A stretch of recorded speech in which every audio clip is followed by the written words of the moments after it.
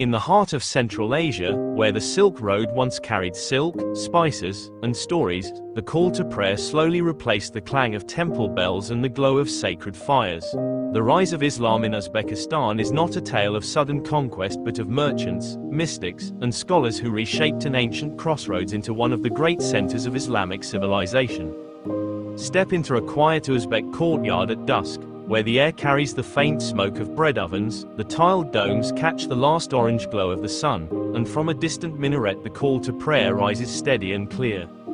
That single moment tells the story of how Islam, over more than a millennium, became woven into the heart of Central Asia. The journey of this faith across what we now call Uzbekistan is not a tale of sudden conquest alone but of merchants and mystics, scholars and builders, nomads and rulers, each leaving a mark on a vast cultural landscape.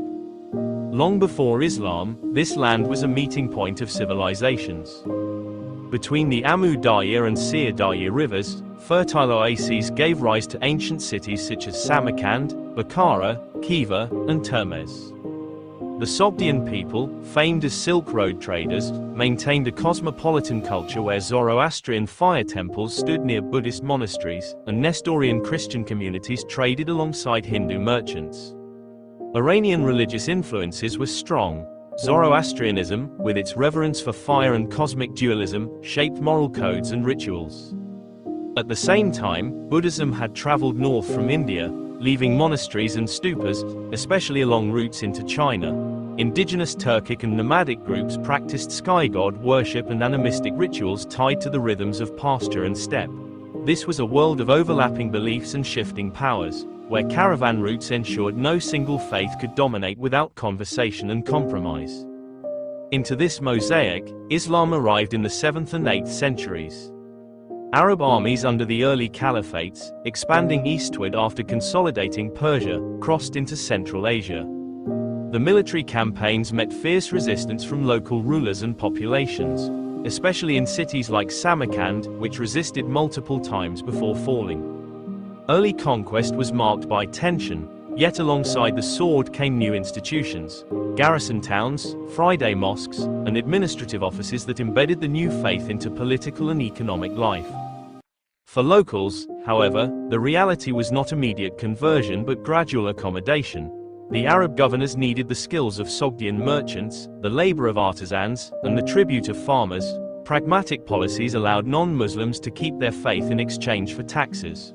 Over generations, as elites saw advantage in adopting the new religion of their rulers and as intermarriage and trade deepened, Islam gained footholds in urban centers. The Silk Road was crucial in this transformation.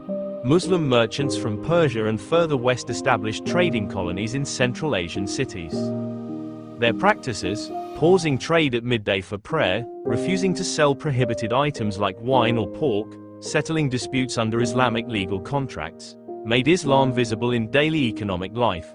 For a Sogdian trader dealing in silk, conversion to Islam could mean access to wider networks, credit arrangements, and protection across lands under Muslim control. Thus, commerce became as powerful a missionary force as conquest. The turning point came with the Samanid dynasty in the 9th and 10th centuries. This Persianate Muslim dynasty ruled from Bukhara, transforming it into a beacon of Islamic culture.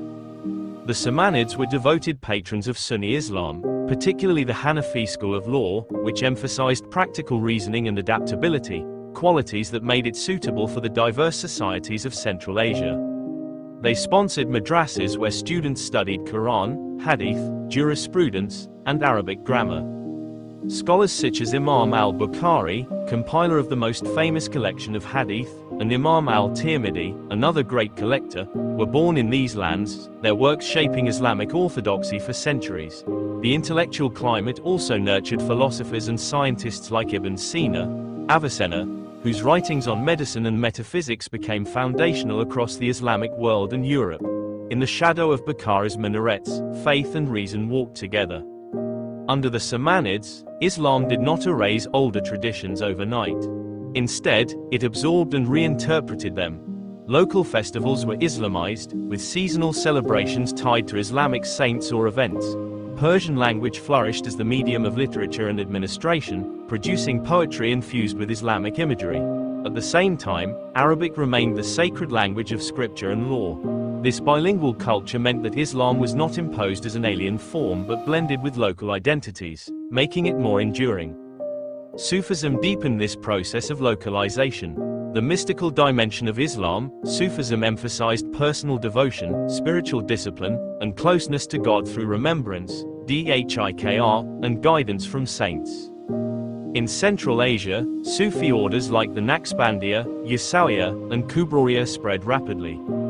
Their leaders were often charismatic teachers who attracted disciples from among peasants, nomads, and artisans. Unlike the formal madrasah scholars, Sufi masters spoke in vernacular languages, used poetry and song, and built lodges that welcomed travelers and the poor. For Turkic tribes on the steppe, Sufi missionaries offered a bridge between Islamic monotheism and their own traditions of shamanistic ritual and reverence for sacred landscapes. Shrines of Sufi saints became pilgrimage sites, embedding Islam into the geography of memory. The Mongol invasions of the 13th century seemed at first to shatter this flourishing Islamic world. Samarkand and Bukhara were devastated, libraries burned, scholars killed, and populations scattered. Yet, paradoxically, the Mongol period also opened new horizons. Within a century, many Mongol elites themselves converted to Islam, and patronage returned to Islamic institutions. The resilience of Islam in Central Asia after such devastation shows how deeply it had taken root in society. The Sufi networks were especially important in sustaining religious life during these chaotic times, as their decentralized and flexible structures could survive political collapse. The rise of Timur, known in the West as Tamerlane, in the 14th century ushered in a new golden age for Islam in Uzbekistan. Timur made Samarkand his capital and adorned it with monumental architecture. Mosques with vast domes, madrasahs with intricate tilework, and mausoleums that combined Persian artistry with Turkic grandeur. The Registan, with its majestic ensemble of madrasahs, became a symbol of Islamic urban life. Timur's patronage extended to scholars, poets, and Sufi masters, reinforcing Islam's prestige as both a spiritual and political foundation. His descendants, the Timurids, continued this tradition, making the region one of the most vibrant Islamic centers of the late medieval world. Language again shifted in this era. While Persian retained cultural prestige, Turkic languages, precursors of modern Uzbek, gained literary prominence, especially through poets like Alisher Navoy. Writing in Chagatai Turkic, Navoy infused Islamic themes into vernacular literature, proving that Turkic could rival Persian as a vehicle of high culture. This linguistic flowering made Islam accessible across social classes, ensuring it spread beyond elite circles. By the time of the Shaybanids and subsequent dynasties, Islam was inseparable from political legitimacy in Central Asia. Rulers presented themselves as defenders of the faith, endowing mosques and madrasas, supporting jurists, and aligning with Sufi orders. Islamic law regulated commerce, family life, and inheritance. The rhythms of prayer and fasting structured urban and rural time. Islam had become not just a religion but the civilizational glue of society. Yet history brought new upheavals. The expansion of the Russian Empire into Central Asia in the 19th century introduced foreign domination. Russian administrators often viewed Islam with suspicion but also recognized the authority of local ulama, religious scholars. They alternated between suppressing Islamic institutions and co-opting them for colonial governance. This period also saw the rise of reformist movements within Central Asian Islam, such as the Jadids, who sought to modernize education by introducing science and new teaching methods while remaining faithful to Islamic identity. These reformers saw Islam as a source of renewal and cultural pride in the face of Russian dominance. The Soviet era, however, was far harsher. After the Bolshevik Revolution, the new atheist state launched aggressive campaigns against religion. Mosques were closed or repurposed, madrasas shut down, Waqf endowments confiscated, and religious leaders persecuted. Public Islamic practice nearly vanished, surviving only in private rituals, family traditions, and covert Sufi circles. Yet Islam did not die. Grandmothers whispered prayers to children, clandestine Quran recitations were held in homes, and pilgrimage to saints' tombs continued in secret. This underground survival created a culture where Islam became both endangered and cherished, a symbol of identity and resistance.